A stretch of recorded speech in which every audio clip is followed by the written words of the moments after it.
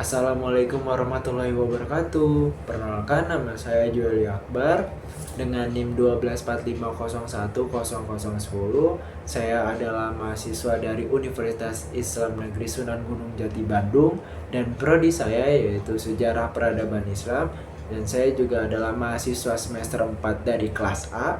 Halo semuanya. Sadarkah teman-teman bahwa saat ini studi kawasan atau area studies telah menjadi disiplin ilmu yang sejajar dengan sosiologi, antropologi, maupun sejarah.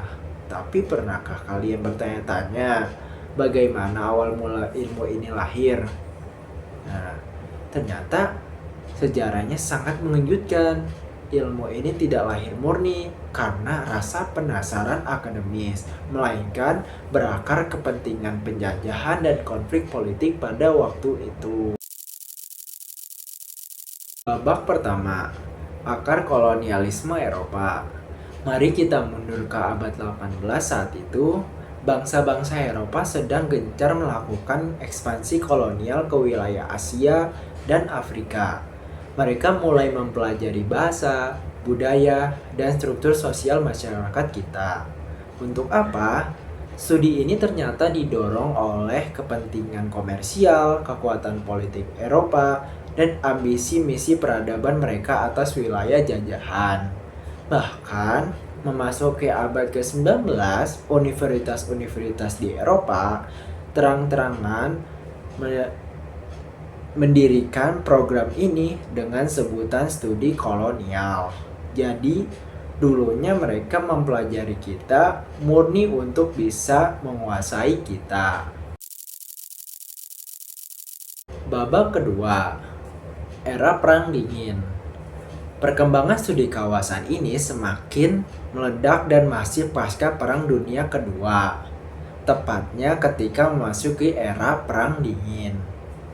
Setelah dunia terbagi-bagi menjadi negara-negara nasional, negara-negara besar seperti Amerika dan Inggris merasa harus memahami seluruh wilayah di dunia. Pemerintah mereka bahkan membenarkan untuk mengeluarkan pendanaan besar-besaran untuk studi kawasan di universitas-universitas, tujuannya demi kepentingan nasional mereka masing-masing. Ilmu pengetahuan pada saat itu menjadi instrumen atau senjata strategis geopolitik. Babak 3. Fakta menarik nama Asia Tenggara. Nah, sebagai contoh betapa kuatnya pengaruh asing dalam mendefinisikan kawasan, mari kita lihat rumah kita sendiri, Asia Tenggara, yang wilayahnya terbagi menjadi daratan Indo-Cina hingga kawasan kepulauan seperti tempat tinggal saya sendiri, yaitu Indonesia. Tahukah kalian bahwa nama Asia Tenggara itu baru populer di abad ke-20? Sebelumnya di dunia mengenal kawasan kita dengan nama India di belakang. Nah, istilah Asia Tenggara sendiri pertama kali dicetuskan pada tahun 1837 oleh seorang pendeta Amerika bernama Howard Malcolm. Lebih uniknya lagi, bangsa-bangsa besar di dunia ternyata punya panggilan sendiri untuk kawasan kita. Orang Eropa dulu menyebut kita Hindia Timur atau untuk bagian kepulauannya mereka sebut Insulindia. Orang Tiongkok menyebut kita Nanyang, yang secara harfiah berarti lautan selatan. Sedangkan orang Arab menyebut wilayah Asia Tenggara yaitu sebagai Al-Jawi. Semua perbedaan penamaan ini adalah bukti nyata bahwa kawasan kita sejak dulu selalu menjadi magnet daya tarik dunia pada waktu itu. Babak keempat, keunikan sejarah dan budaya Asia Tenggara.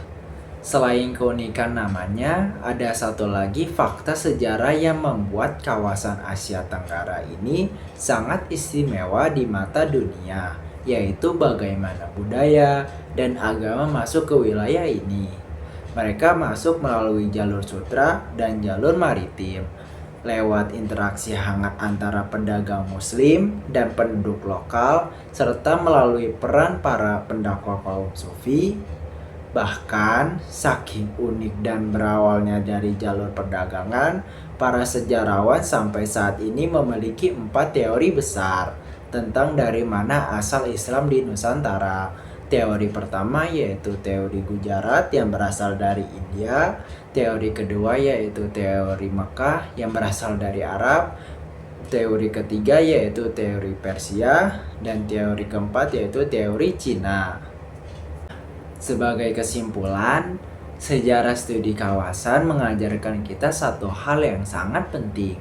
Apa yang awalnya dilahirkan sebagai alat kekuasaan kolonial dan kepentingan perang dingin, kini telah bertransformasi. Hari ini, kita mempelajari studi kawasan bukan lagi untuk menjajah, melainkan justru untuk memahami identitas nasional dan merayakan pluralisme budaya bangsa-bangsa di dunia secara setara.